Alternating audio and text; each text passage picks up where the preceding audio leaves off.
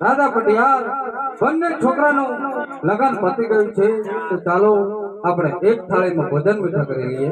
અરે રાજા જુવાન એ વાત સાચી પણ તમે મને આ તમારા આંખમાંથી આંસુની ધારો શેની વહી રહી છે રાજા? અરે રાજા પટિયાર જ્યારે દીકરી સાસરે જતી હોય ત્યારે પિતાની આંખમાં આંસુની હોય તો બીજું શું હોય રાજા? અરે રાજા જુવાન એ તો મને પણ ખબર છે કે જ્યારે કોઈ પિતાની દીકરી સાસરે જતી હોય તો બાપના આંખમાં આંસુ હોય પણ આ આંસુ મને કઈ અલગ દેખાય છે રાજન.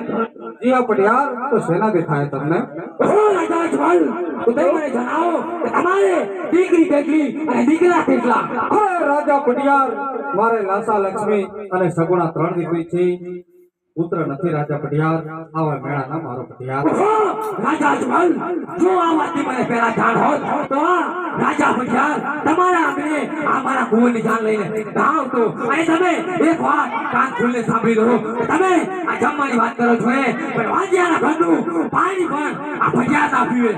હા રાજા પટિયાર, ખાવા બેડના મારો રાજા પટિયાર જ્યાર સુધી હું મારા પુત્ર અને મારે પોકણગઢ નગરીની અંદર પારનો નિબંધાય ત્યાં સુધી હું પરત પાછો ના ફરીશ રાજા પટિયાર. અરે રાજા જવાન એક વાત કાન ખોલીને સાંભળી લો કે તમારા ઘરે કુવાનું પાણી બંધાય તો તમારી દીકરીના ઘરે તમે ભણજો, બાકી બીજા ઘરના ચાલવા તો શું પણ પાને આવી ના જોતા.